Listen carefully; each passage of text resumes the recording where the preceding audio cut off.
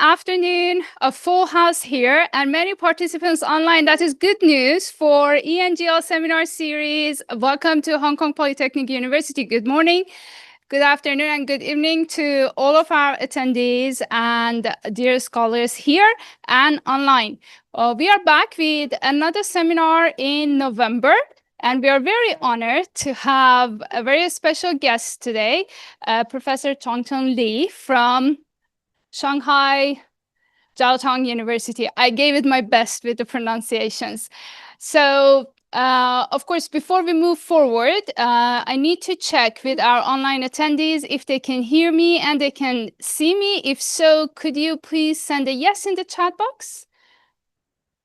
Yes? Okay, that's good.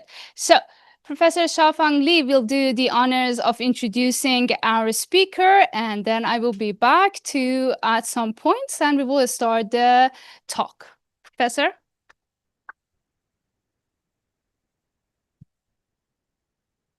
Hello, everyone. Welcome to the ENGL talk on emotions in task-based language teaching. My name is Xiaofeng Li, and my Chinese name is Li Xiaofeng. I'm a professor of applied linguistics at the Department of English and Communication at Hong Kong PolyU.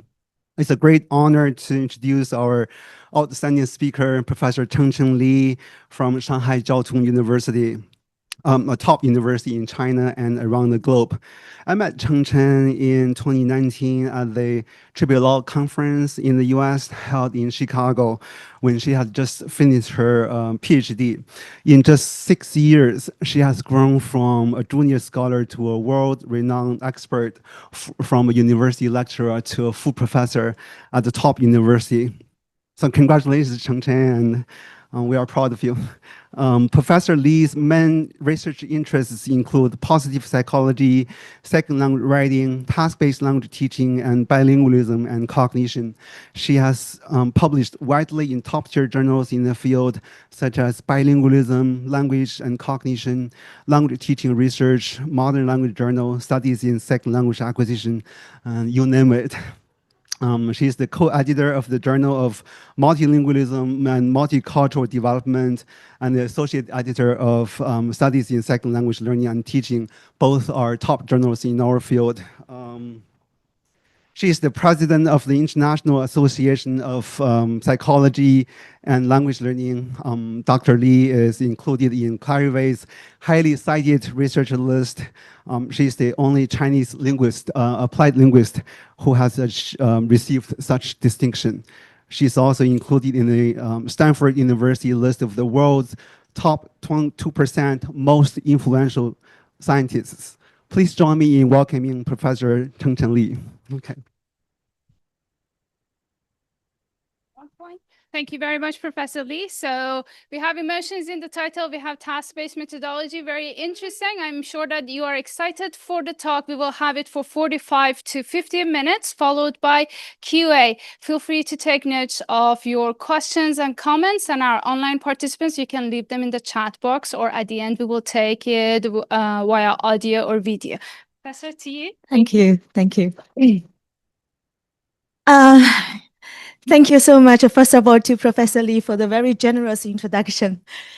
I'm so honored, and I should work harder to live up to the expectations and the very generous introduction. And also thanks to PolyU and also the department for the great opportunity for me to share my research interest in emotions in task-based language teaching, and to have the conversation with their colleagues, friends, and students here. And another thank you to the marketing team, which is super professional, from the preparation work, and also you can see they are very busy handling everything here, and also the photographer. Thank you so much. Yeah, and a great thank you to all the audience today for being with me. Thank you so much, Eric and Christy and Zodi and Rainier and every other colleagues. Thank you so much. Yeah, and so the topic today is emotions in task-based language teaching. Before starting, I would like to say thank you to Professor Li again. Actually, my research interest and my very first attempt in this field started from Professor Li's book. I was honored to invited to contribute a chapter to this book named Task Enjoyment. So that's the beginning of the story. Yeah. Okay, so we have some problem here, but not big problem, I suppose. Okay. So I'm going to talk about general 3 questions. The first one, what is TBLT? I think the answer doesn't need too much time because there is a guru of TBLT here, right? Okay. And the other one is, what is the rationale for researching emotions in TBLT context? And the third one, I'm going to share 3 empirical studies and their pedagogical implications. And the 3 studies together answer 3 questions. One is, what is task emotion? I'm going to define it using evidence. And next one is, what are the causes of task emotions? Last one, what are the effects of task emotions? And I'm going to draw some very preliminary conclusions based on the empirical data we've collected so far. Okay, so what is TBLT? And I think this must be something in your program. Like I think Christy and also Professor Li, especially Professor Li's book, has answered there. But I'm going very briefly about it.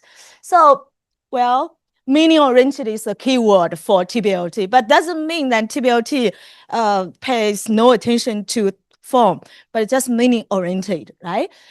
And there are 4 defining features according to Rod Ellis, and especially the first one, I think is the key defining feature for TBLT. A task should be meaning-oriented and should also have some non-linguistic outcome, which is like equivalent to real-world task. Okay, and the second one is the task participants in TBLT, actually, they were supposed not to comprehend, but also produce outcomes for communicative purposes, not only for linguistic purpose. And there must be a kind of gap, either information or reasoning or opinion gap there. Okay. And for comprehension or production, the participants rely on linguistic or non-linguistic resources, or what we call meaning-making resources, including verbal and non-verbal ones. Just look at me now, I'm using gestures, right? So all these resources can be involved in task as long as they facilitate meaning understanding or meaning expression. Okay. So I would like to have some very easy exercise together with you. So could you let me know which one is a task in TBLT term? Which one? We have A, B, C, D. Please let me know your answer. Shuyan? Dog. Are you confident? You are new PhD now. Yeah, you're doctor now. Dr. Zheng. Yeah. D. Yeah, that's right. We have 2 tasks. One is B and the other one is D. You are right. Yeah, next time be more confident. Okay, so take a look at B and D. See, they have some real world equivalence as task, right? So they are meaning-oriented, has some communicative purposes, right? Okay, another one. So which one is a task? Which one?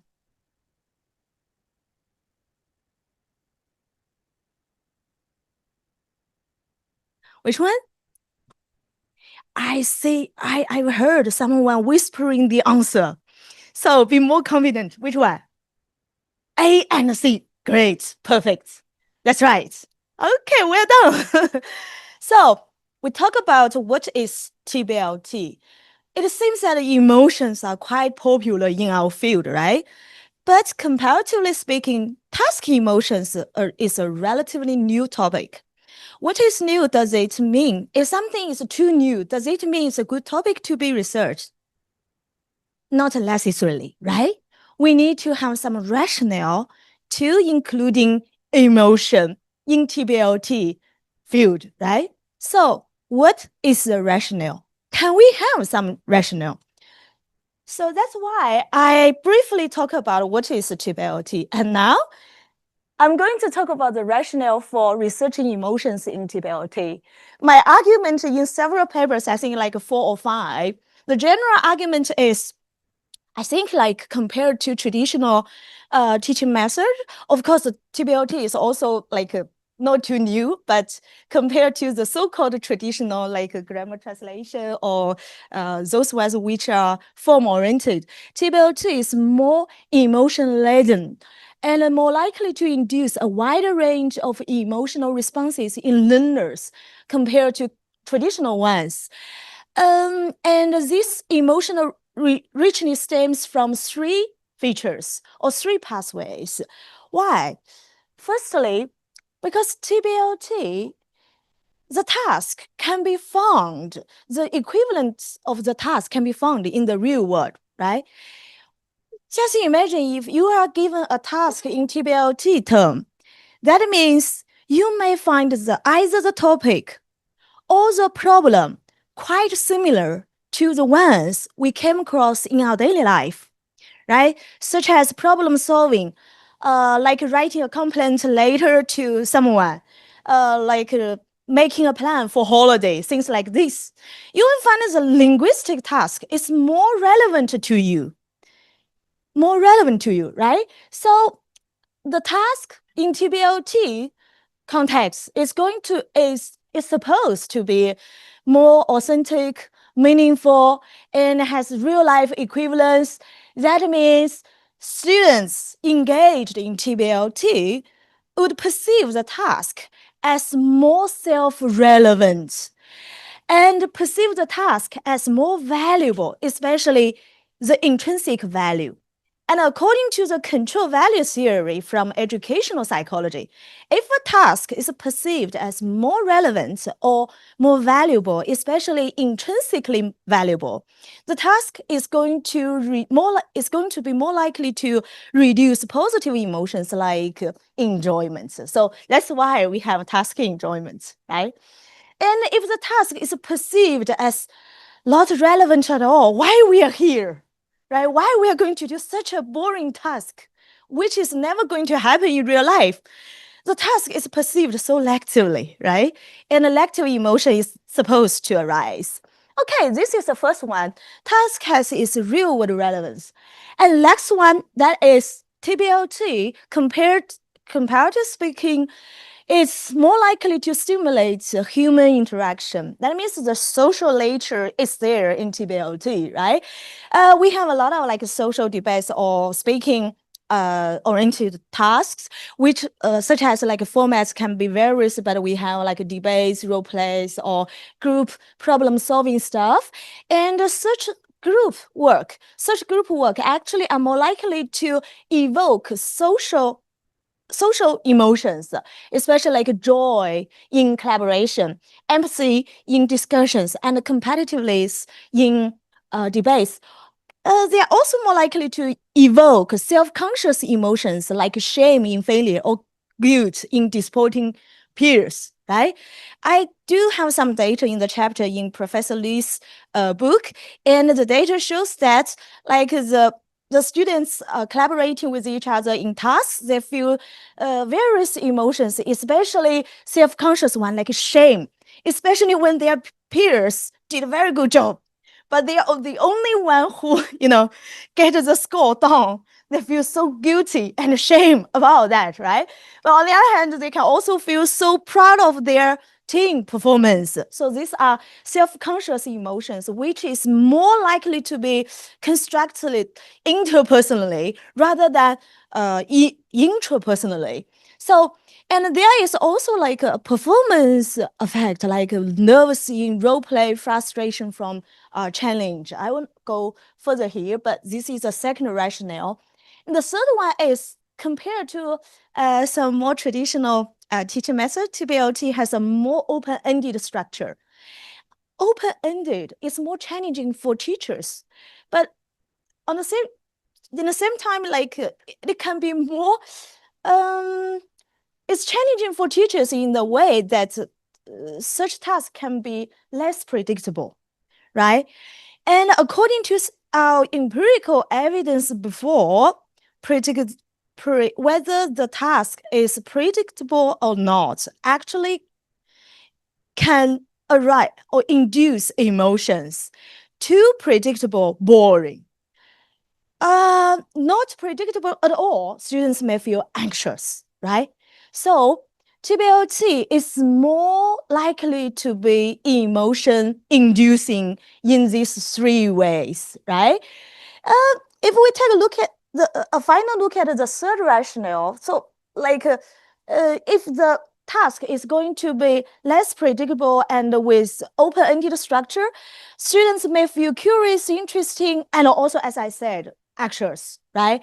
But it can also reduce passive states because it's unpredictable. Students are pushed in a very healthy way to be more engaged in the task, right? Not only to give answers to the task. Okay, so these are the general three rationale that I have thought about including emotions in TBLT. I was quite convinced by myself to do so. Yeah, hopefully you are convinced so far. Yeah, and to wrap everything up, emotions are linked to why. So why is this? Oh, because we are talking about the rationale for including emotions in in language learning, and TBLT is also a primary channel or access for language learning to happen, right? And according to some researchers, not only me, we argue that emotions are linked to cognition, motivation, and engagement, and resultantly language acquisition. But in TBLT, more evidence is needed here. I will talk later. Okay, so all in all, tasks are more emotionally laden. To put it in other ways, tasks can have more emotional depth or weight or richness. In doing so, tasks make learning more memorable and personally relevant. So I'm not sure whether you have the similar experiences. For me, it's like I can't actually, for my English classes in city high school, I forget a lot of things. So I think most of the things that my English teacher had taught us, especially the details about knowledge. But I can still remember some of the tasks she had for us, which I feel like, oh, so creative, so personally relevant, so authentic. It seems like you're doing linguistic tasks, but on the other hand, you are also doing some tasks to solve a certain problem, right? So I can still remember some of the tasks, but not the details about language. So I think it's more personally relevant. Okay, so, but we have the rationale that give us the very important condition for doing research on certain topic. But the other condition would be whether there is a lot of research there. If we have the rationale and then we have the research gap, that means this is a good topic. This is a good field, right? So rationale, good, we take it, right? It's good. So how about research? How about the research, the landscape in this field? We found after like reading, I found a huge gap here.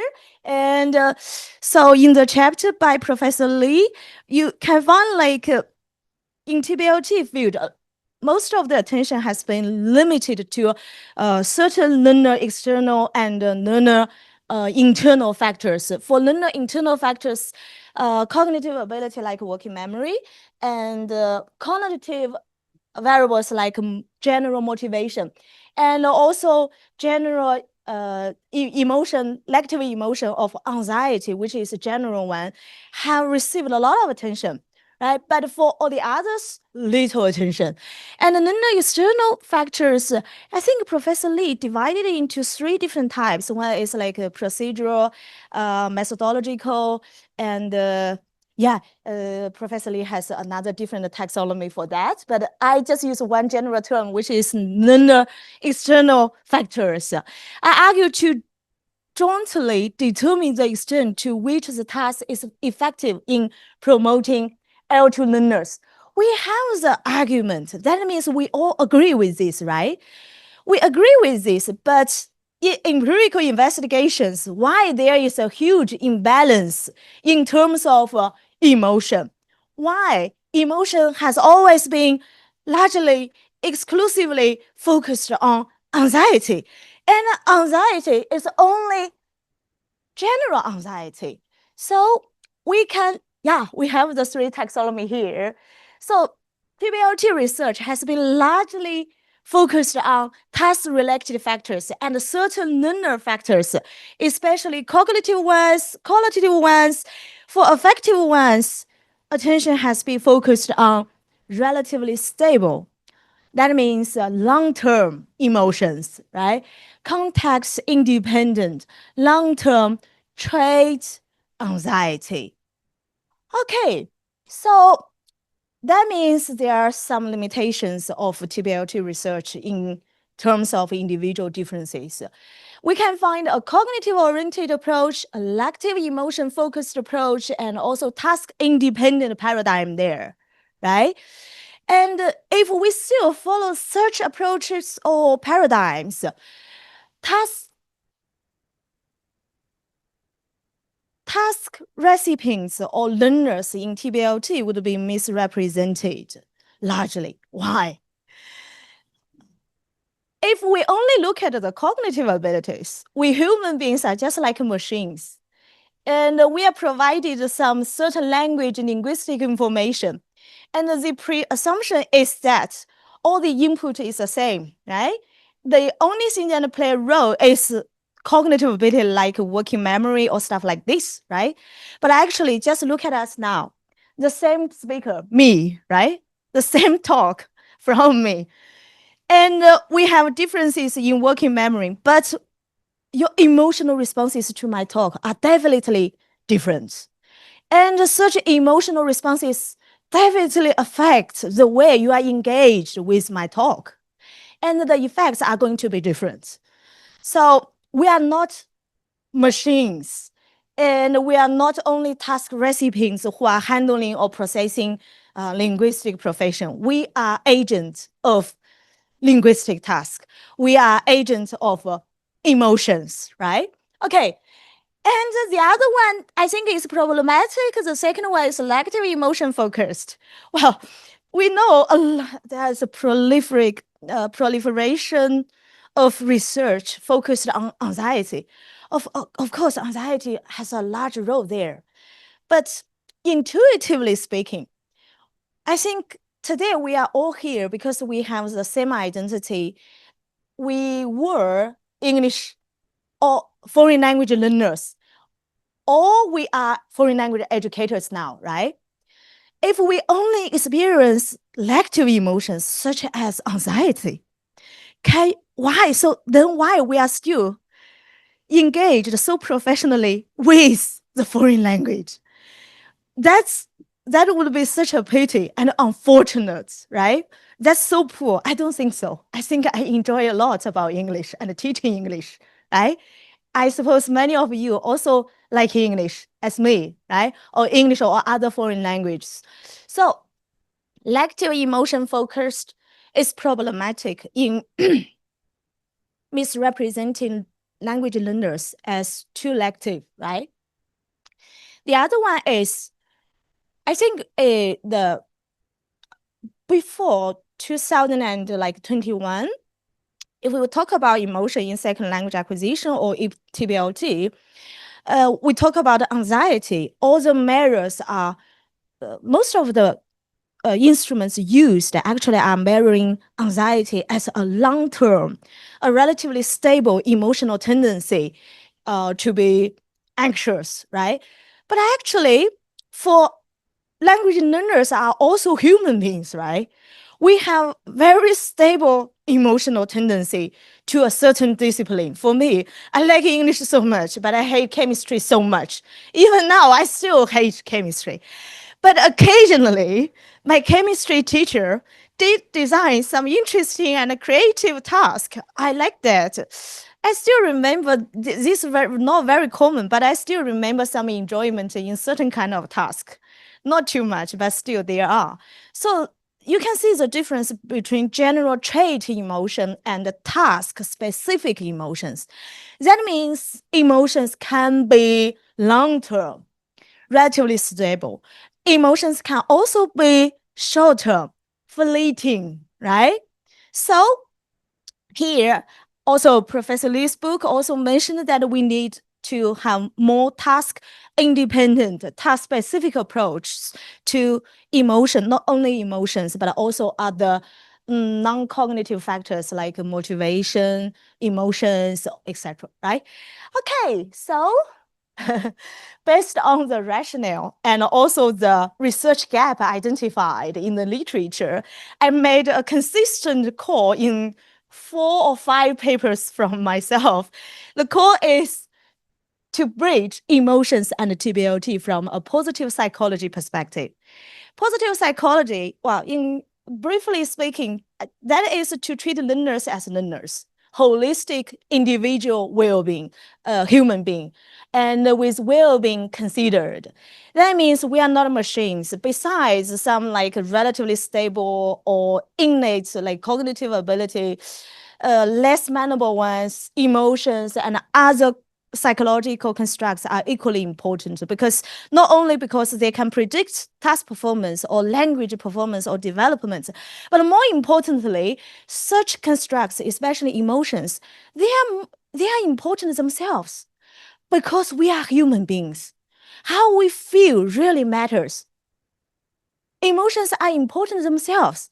For example, if a teacher always use task-based language teaching, and for all the tasks are suffering to the students are so poor, are victims of such designs, right? We cannot try to improve teaching effectiveness by sacrificing some psychological well-being, right? This is an educational goal from a positive psychology perspective, right? Okay, so I made the call to bridge emotion and TBLT from a positive psychology perspective. And but their suggestion here is besides emotions, other positive strengths can also be included in TBLT, right? Okay, so here are some. You can see from the cover, this is a book Professor Li, and this is also the very first one that for me to include positive emotion and TBLT. This is a chapter. And the other one published last year talking about the joint effects of different levels of emotions and the cognitive ability, working memory, and motivation in predicting written or writing performance in light of different levels of task complexity. And the other one is, I think it's coming out this year, is in this paper, I differentiated 3 levels of emotions, 3 different levels, depending on their situational specificity, whether they're how the extent of how they are task dependent or context dependent. And this one is my very first conceptual article included in this volume. Yeah. Okay, so now we got to both the rationale and the research gaps for emotion in TBLT, and I got convinced by myself this is a good field. Yeah, so what is task emotion? In this paper, I defined emotions at 3 levels. One is a general emotion, just like my hate towards chemistry, which is very entrenched and stabilized. This is a general one. And the other one is a trait-like, still stable one, but specific to certain skills of language. For example, like listening, speaking, reading, and writing, the emotion tendency is going to be different. For me, I enjoy writing very much. Why? Writing is less anxious. You can do it yourself. And it's more self-paced and it's less public. You don't have social pressure, right? For speaking, you need to stand here in front of a lot of people, including the guru, right? So you may have some social anxiety there. So emotion, tendency in different skills of language learning are supposed to be different and should be investigated differently. And last one is task-specific emotion. So emotions induced in a specific task. And such approach is much needed, right? Okay, So then I'm going to share some case studies. So what is task emotion? Before moving forward, we need to know how to define it. So what are the conceptualizations? And then we have the measurements. That will be perfect, right? Okay, so in this chapter in Professor Li's book, basically we do conceptualize task enjoyment scale by developing and validating the task. We define task enjoyment by developing the scale. And also we want to see whether task enjoyment, to what extent it is related or different from general foreign language enjoyment. Okay, I won't go into more details, but here are the two theories supporting the design of the scale. One is control value theory from educational psychology, and the other one is a broaden and build theory. Okay, so in this chapter, we also proposed an idea of trait-state continuum of L2 emotions. We are not denying, we are not arguing that emotions just belong to what kinds of type. Instead, we are arguing that emotions is just an extent. It can be more like a trait or less like a state. It's like this. So this is about the continuum. On the left hand is long-term entrenched one. And on the right hand, it's like short-lived, fleeting, and task-specific ones. Okay, and there are three research questions correspondingly. I would like to focus on the findings. So based on the results of EFA and CFA, we confirmed three dimensions or factors for task enjoyment. To define it in one sentence, that is task enjoyment is a kind of positive emotions activated as a result from self, task features, or social dimensions. To put it differently, that means task enjoyment is constructed not only individually or intrapersonally, but also interpersonally, right? So we have some pedagogical implications based on this conceptualization, which we'll talk later. And how about the scale? Whether the scale is has the desirable psychometric properties as expected? Well, reliability good, validity good, and for the final version, we had 10 items: 4 for self-related enjoyments, 3 for task-related enjoyment, and another 3 for social dimension-related enjoyments. Oh, so here are the final items of the task enjoyment scale. Yeah. And then, so we want to check to what extent task-specific enjoyment is related to general enjoyment tendency. And we assessed both by different scales. And we did the correlation analysis, and we found that task enjoyment were significantly and positively related to foreign language enjoyment, but they are also distinct from each other. That means the two constructs are conceptually linked, but still different from each other, which is great, right? And the correlation actually indicates some bi-directional relationship. And we had such prediction, but which needs more empirical evidence. That is, well, task enjoyment, although fleeting and short-lived, if such task-specific emotion can be experienced recurrently, such positive and pleasant experience can stabilize to more long-term and stable ones, right? And also, for a participant or learner with a certain kind of stable or stabilized or entrenched emotional tendency, when he or she is given a specific task, such emotional tendency will be brought to the task, even unawarely, unconsciously, and further shape task-specific emotion to arise. Okay, so these are just two predictions which need more evidence here. And this study has some pedagogical implications. Well, first of all, as an English teacher, I always remind myself, besides the linguistic or language outcome, you also need to pay attention to the emotional dimension, not only in classroom, but also when you are planning for the class, when you are assessing your class.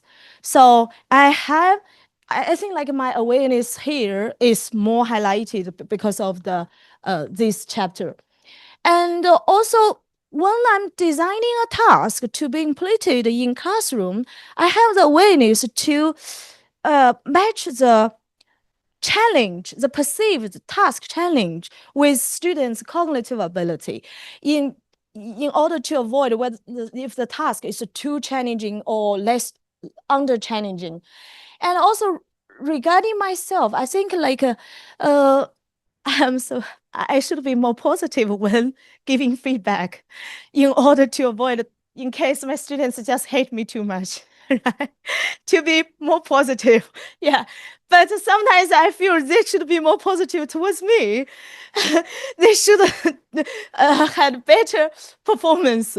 I think today at least one of my students is online, and I'm happy.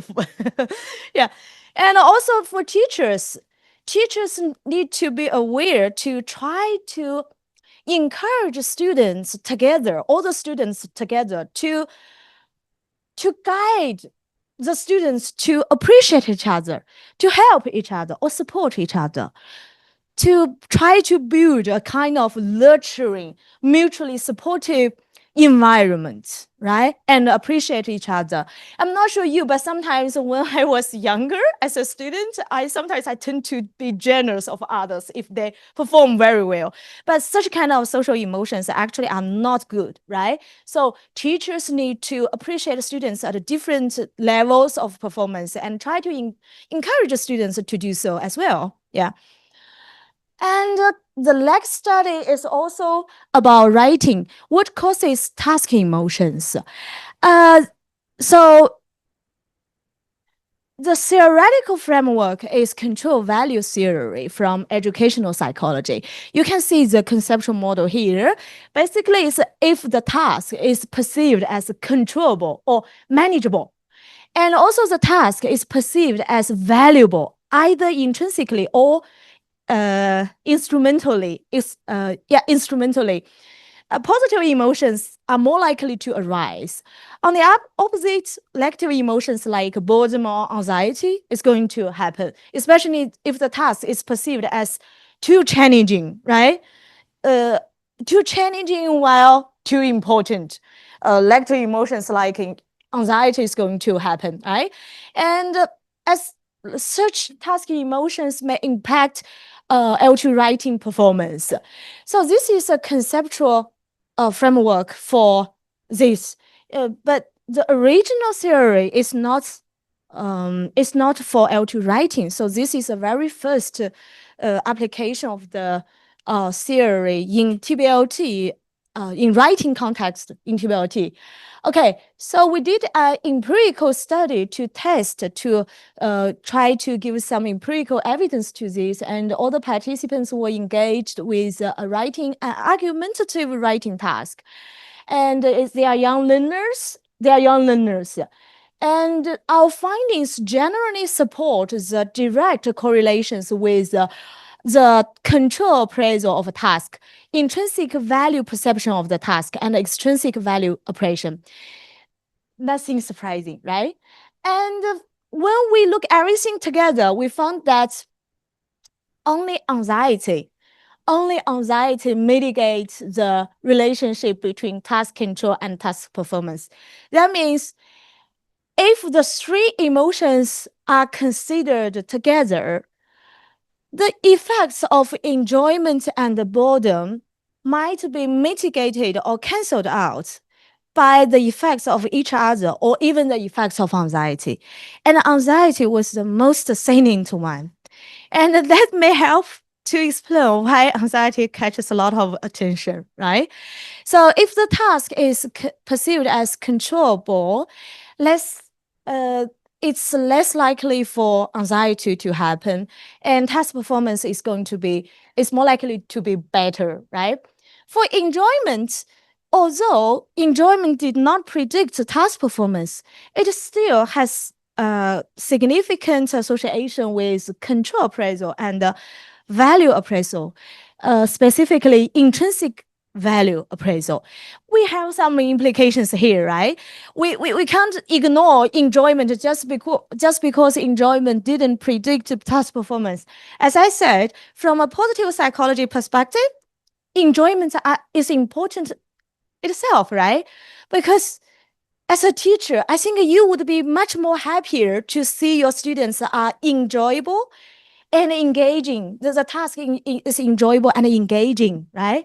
So, and you will feel happy if your students are happy, right? So that's important. Okay. So pedagogical implications I already mentioned that try to make the task manageable and perceived with intrinsic value. And that also help to strengthen the rationale for including emotion in TBLT, right? And try to make the task more enjoyable and less anxiety provoking and less boring. Not because they are predictors or not only because they are predictors of task performance, but also they are important themselves, how human beings feel better. I think all of us want to feel good, right? And make others feel good. But of course, when we are not feeling good, maybe sometimes we cannot make others feel good, right? Okay, so the last one, what are the effects of task emotions? I mean, what are sources of task emotions, right? So in this paper, we do propose an integrated task-mediated cognitive affective model of LT writing. There is one keyword there, which is integrated. That means this is not original from me or our group. We did have some extension by combining prior writing models, right?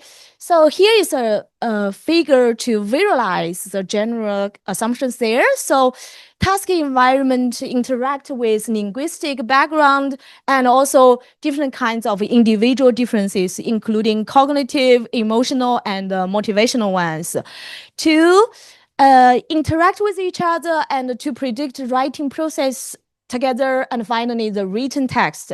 And we also propose some like interaction between different individual difference factors between cognitive and non-cognitive ones. And within the same domain of emotional factors or motivational factors, we also propose some interaction there. That means, for example, like emotions at different levels can interact with each other, can even change to each other. Like the task-specific emotion can change to, or task-specific emotions can fit into long-term general trait emotions. So this is about the integrated model of LT writing we propose in the MLJ paper. And we also have an empirical part to partially support the whole theoretical model. I would like to say this whole theoretical model is too general. It's very inclusive. Everything is there. So we can only, for one single empirical study, we can only try to examine the effects of task complexity on task performance with individual differences, including working memory, enjoyment, and motivation considered. Okay, so I wouldn't go further into further details here, but you can see the general framework here. One sentence to summarize is task features interact with individual differences to affect task performance. Yeah. And this is a research design here.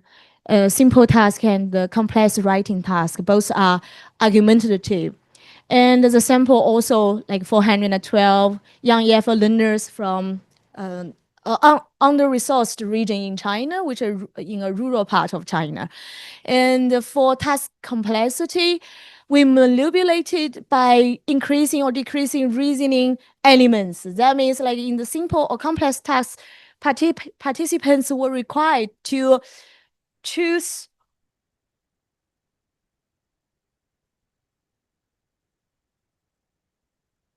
Okay, so you can see in the complex task, participants have more elements to to make the decision from more candidates for roommates and more qualities to judge. So the reasoning, the cognitive load in the complex task is supposed to be more complex or higher. And we did assess all the written samples following the Cambridge writing subscales on content, language, and organization. And before that, we have the training. Yeah. And we did a lot of many required preliminary analysis before main analysis, including the validity, reliability test of all the measures we used, and normality test, pre-task comparison, and also we checked the validity of task complexity manipulation.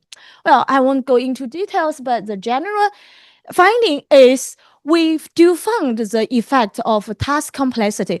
Because if you are familiar with task complexity literature, you will find task complexity is always the independent variable for linguistic outcome.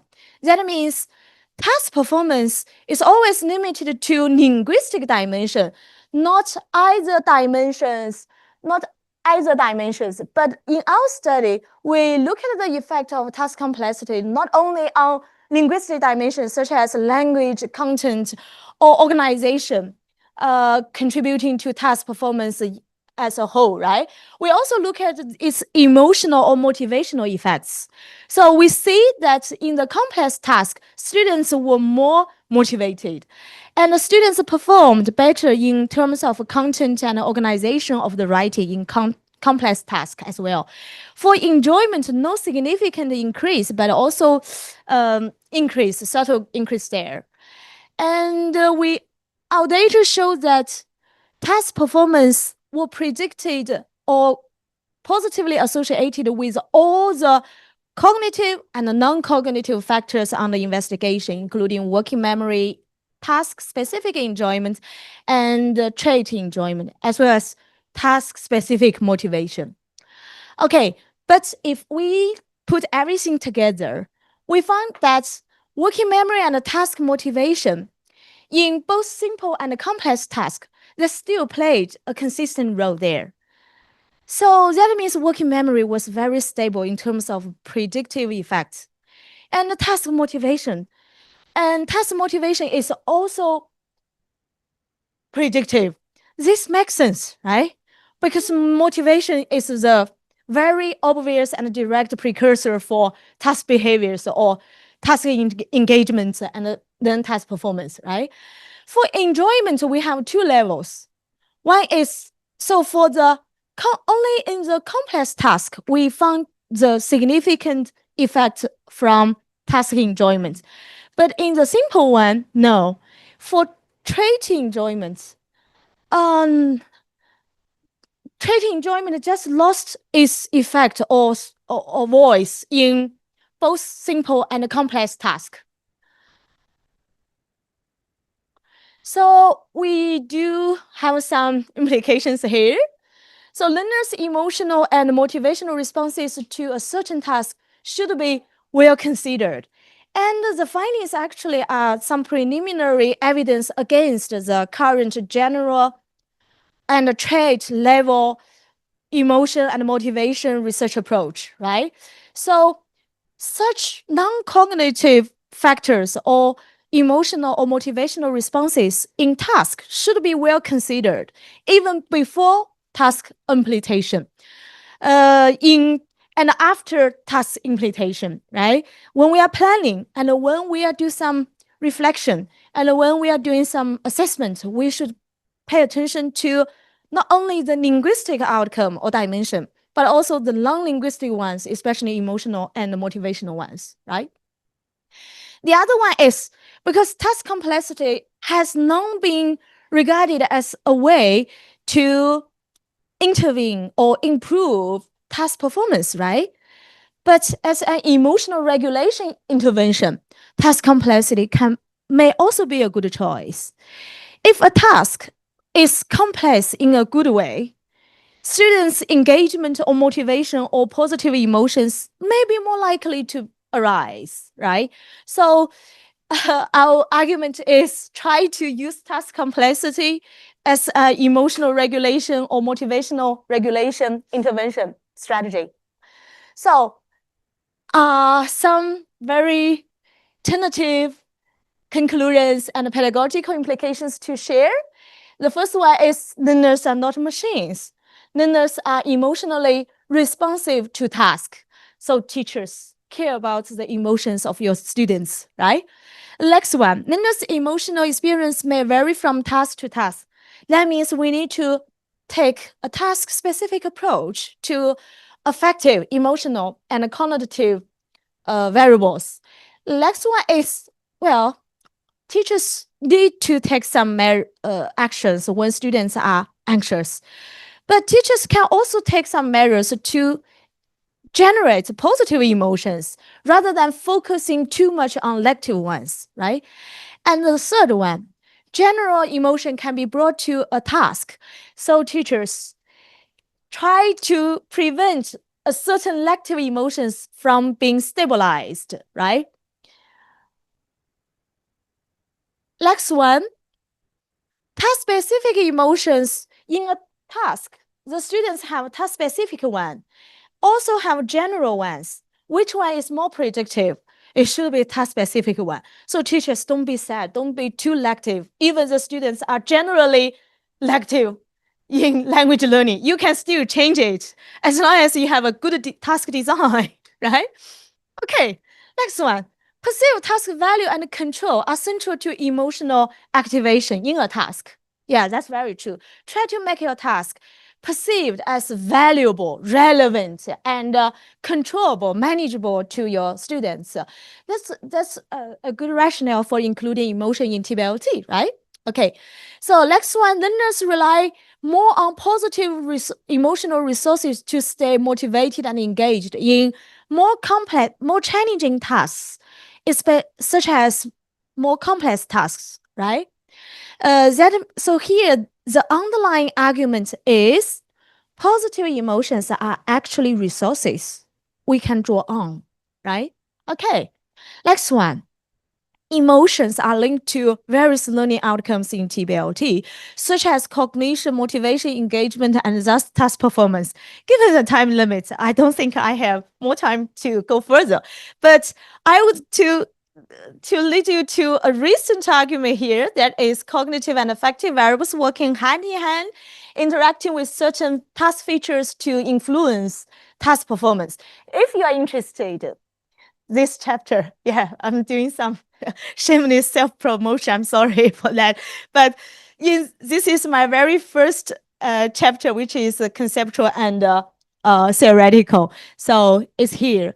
And if you are interested in individual differences, I think Professor Li's book is a must read in this field, in individual differences and TBLT.